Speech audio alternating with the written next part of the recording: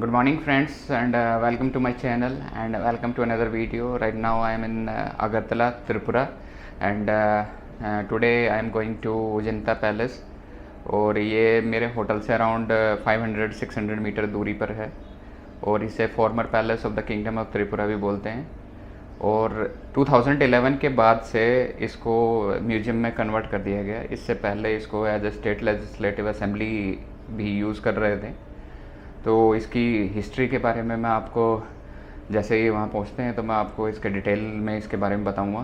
तो अभी चलते हैं अजंता पैलेस और you can stay at Tripura state museum.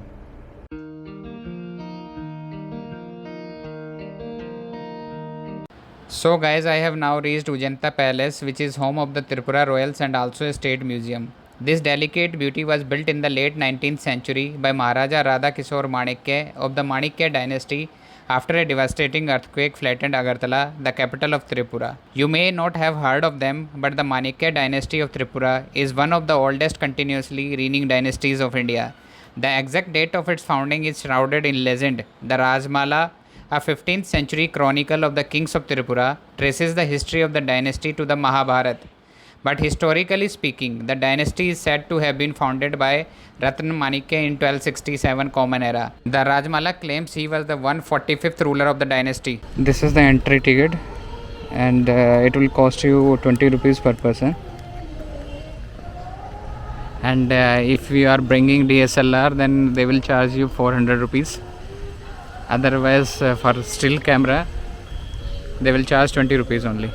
The capital of Tirupura was the city of Udaipur, 51 km from Agartala, situated on the banks of the Gomti river till 1760.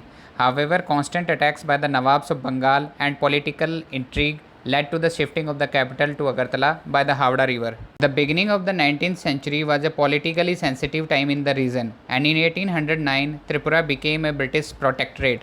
And in 1838, the rulers of Tripura were recognized as sovereigns by the British.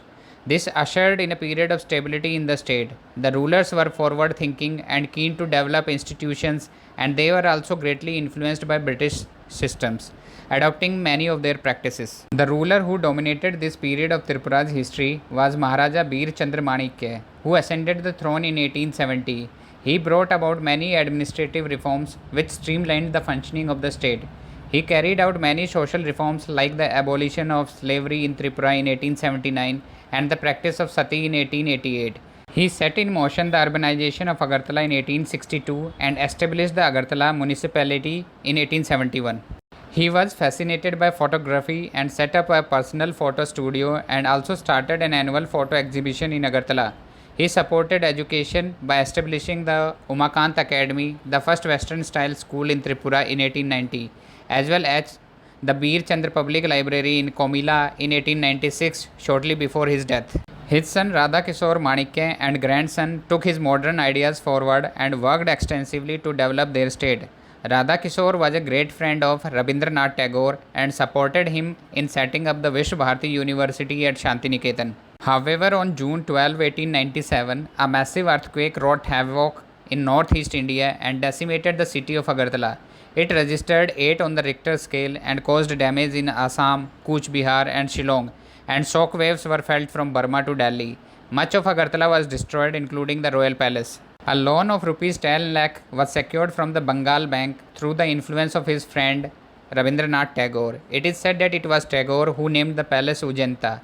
The architectural firm of Martin and Company of Calcutta was hired to design a grand palace that would serve as a symbol of new and modern Tripura. Construction began in 1898 and was completed in 1901. Incorporating elements of neoclassical and Renaissance architecture, the palace is just 2 stories high and has 3 exquisite domes. It is surrounded by beautifully landscaped gardens with artificial lakes, fountains, geometric flower beds, and walkways inspired by the Mughal gardens. I could not make the video inside the museum as the videography inside was not permitted. They also didn't give me the permission to fly the drone. Otherwise, I could have taken some drone shots of this beautiful place and shared it with you. Continuing on our story, the main palace wing had reception rooms, darbar and banquet halls and other public spaces, while the royal family lived in different annexes. There were rooms whose interiors were decorated in either Persian, Oriental, European or Indian styles, and served mainly as a private museum, a repository of the dynasty's collection of paintings, objects, the art, and rare Oriental manuscripts. The palace also housed the ivory throne of the Tripura kings, which, according to legend, was gifted to them by the Pandavas. Within the compound and around it are several Hindu temples dedicated to Lakshmi Narayan, Uma Maheshwari, Durga, and Jagannath. Maharaja Bir Bikram Kishore Dev Burman Manikya passed away shortly before independence, and the reins of the state were taken over by his wife Maharani Kanchan Prabha Devi, who acted as the regent for their minor son. She had to deal with some serious court intrigue, some of which tried to include Tripura in East Pakistan. She ultimately signed the instrument of accession with India, one of the few women who did so. After the integration of the state with the Union of India, Ojanta Palace remained the residence of the Tripura royal family. However, most of it was acquired by the government in 1972, and it served as the state legislature from 1972-73 to 2011. A portion known as Andar Mahal has been retained by the royal family. In 2011, the state legislature moved out, and in 2013, the palace became the home of the Tripura Government Museum.